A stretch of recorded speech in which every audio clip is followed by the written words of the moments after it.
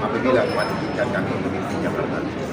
Tetapi yang terlebih daripada itu, silaturahmi ini adalah bentuk adab kami kepada beliau-beliau yang lebih senior, ya, yang menjadi juga warisan budi pekerti dari leluhur-leluhur orang tua kita Tionghoa di Cewei. Ya, ini yang perlu kita dengungkan kembali supaya kita paham betul bahwa hidup kita tidak ada artinya tanpa adab. Karena Jakarta pasti akan aman kalau adabnya sudah terbangun dengan baik.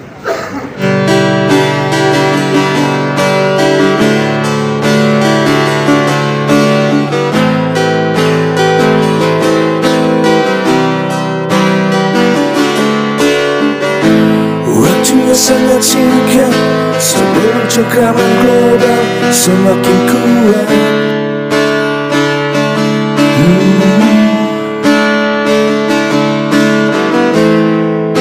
Berjuang bersama Dharmaku, pilihan yang paling pas.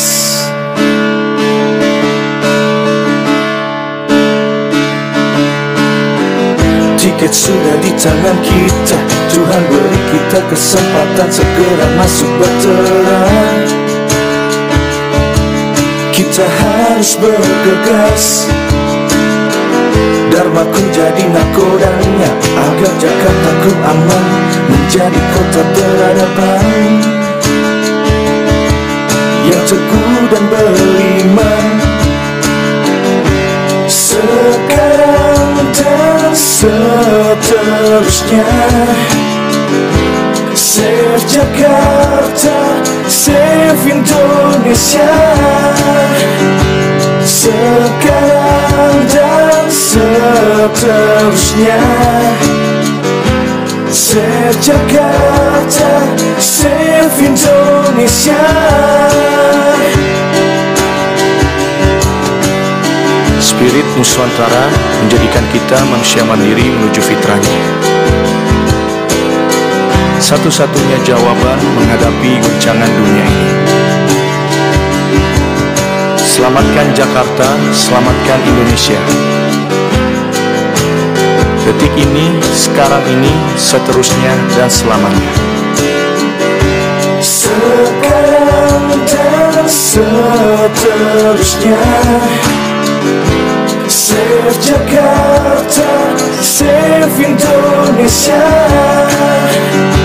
Sekarang dan seterusnya, Save Jakarta, Save Indonesia.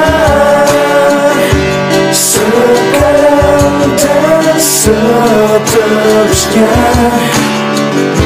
Save Jakarta, Save Indonesia. Selamatkan Jakarta, selamatkan Indonesia. Sekarang dan seterusnya, Detik ini, sekarang ini, seterusnya dan selamanya. Jakarta, Save Indonesia. Sekarang dan seterusnya, Save Jakarta, Save Indonesia. Sekarang dan seterusnya, Save Jakarta, Save Indonesia. Petugas rakyat bukan petugas partai. Nomor berapa? 2. Nomor berapa? 2. Pak Kun dan Bang Arma? Kun Fayakun. Jadi. Kun Fayakun. Jadi. Apabila mengizinkan kami memimpin Jakarta. Tetapi yang terlebih daripada itu, silaturahmi ini adalah bentuk adab kami kepada beliau-beliau yang lebih senior, ya, yang menjadi juga warisan budi pekerti dari leluhur-leluhur orang tua kita Tionghoa di Cewei. Ya, ini yang perlu kita dengungkan kembali supaya kita paham betul bahwa hidup kita tidak ada artinya tanpa adab. Karena Jakarta pasti akan aman kalau adabnya sudah terbangun dengan baik. Dimulai dari mana? Dimulai dari rumah kita masing-masing. Dari perimbangan apa menyampaikan? Itu itu saya serahkan kepada beliau-beliau.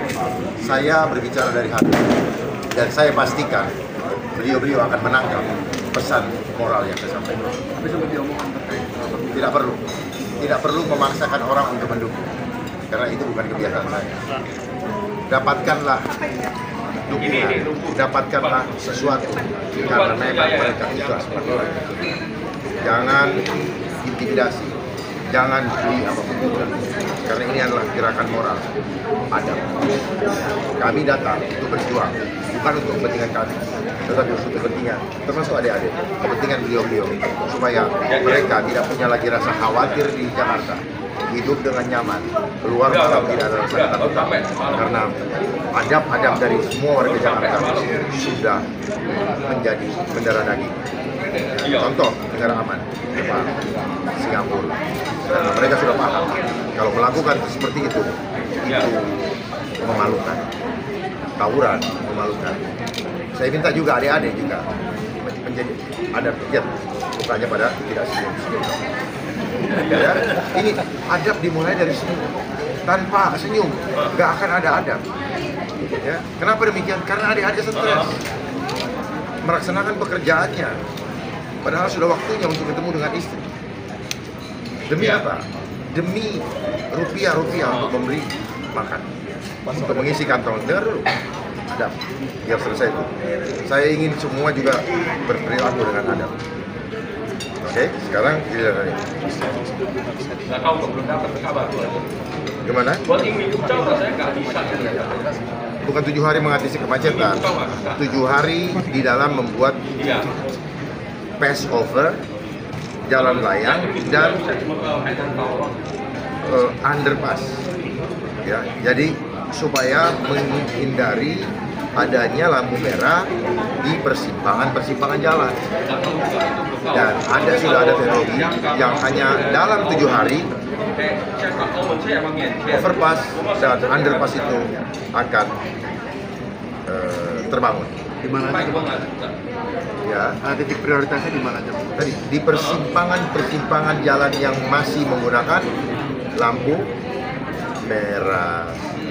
Oh, misalnya di titik macet, misalnya di Sudirman, Tamrin, Ya, itu sudah dipetakan belum? Sudah dipetakan. Jadi harus diperbanyak, jangan ada lagi lampu merah.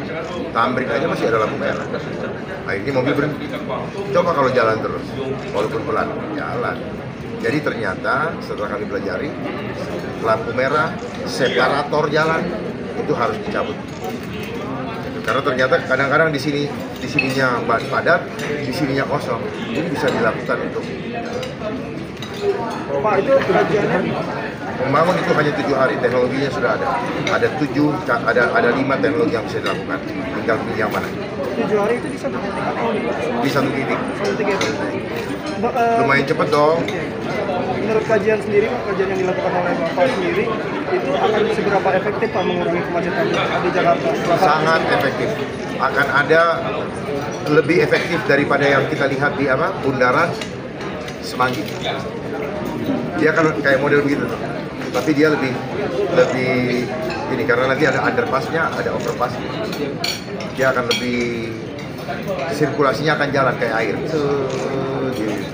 Artinya di satu titik itu ada 2 ya Pak, underpass dan Kita akan lihat, iya pasti ada underpass dong, ada overpass.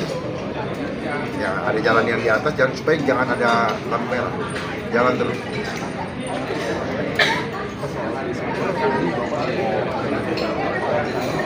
Bukan khawatir, mereka sudah berencanakan, makanya buka, rajin-rajin belajar, baca apa yang akan terjadi di dunia ini. World Economic Forum dengan WHO, World Health Assembly, apa yang mau dikerjakan tentang negara ini, tentang dunia ini. Semua kita mengikuti, pola pikir kita juga mengikuti mereka. Pandemi. Ya. pandemi baru, Nah, kemarin aja mereka udah takut-takutin dengan monkeypox. Terus mulai masuk bandara, mulai periksa-periksa, mulai ada suspek, masuk ke ruangan ini kayak penjahat. Ya, hanya dengan alasan kesehatan. Kayak saya mau semua wartawan sama-sama kalian jangan lagi mengekspos di media data-data dan cerita-cerita yang menakutkan rakyat. Kasih yang gembira-gembira. itu kan Desember denger nggak sih saya ngomong? Kasih yang gembira-gembira, jangan nakut-nakutin. Karena wartawan seringkali menaikkan berita berdasarkan keinginan, tuh kita tahu kan, bener kan? Keinginan dari yang punya agenda, yang punya uang. Sehingga berita yang dinaikkan tergantung di prime time lah, yang sudah tuh berani. Saya pengen wartawan berani, walaupun nyawa taruhannya. Kalian harus berani, bukan solusi saya aja. Ini kan gotong royong, ya. Ya sekali, gitu. Solusinya apa? Jangan beritakan berita-berita yang menakut-nakuti rakyat. Cukup pemimpin mengatasi itu. Rakyat gak usah tahu. Oh, gitu dong. Masa rakyat harus tahu? Rakyat diam, kita kerja. Masa takut ngajak-ngajak orang? Tapi soal teknologi blockchain tadi mungkin boleh dijelaskan Pak, itu meminimalisir mismanajemen di tata kelola pemerintahan Pemprov dan kira-kira gimana sih Pak? Teknologi blockchain ini yaitu teknologi yang terdesentralisasi. Jadi kalau kita saat ini kita kan lebih banyak tersentralisasi. Jadi kemungkinan manipulasi itu tinggi. Itu terdesentralisasi tercatat di setiap wilayah ataupun tempat-tempat yang nanti akan memasang server-server tadi. Maka bila ada yang mengubah, maka mereka akan bisa menjejaki dengan baik. Kemudian juga di dalam teknologi blockchain ini tidak ada delete, tidak ada edit, ya, tidak ada manipulasi. Maka dari itu yang ada itu hanya menambah. Jadi kalau hanya menambah, kita bisa lihat siapa nih yang menambah di tanggal berapa, di detik berapa, ya, sehingga dengan hal ini maka semua transaksi yang tercatat itu akan transparan dan kelebihannya juga dia tidak bisa di-tag, jadi keamanannya juga terjaga.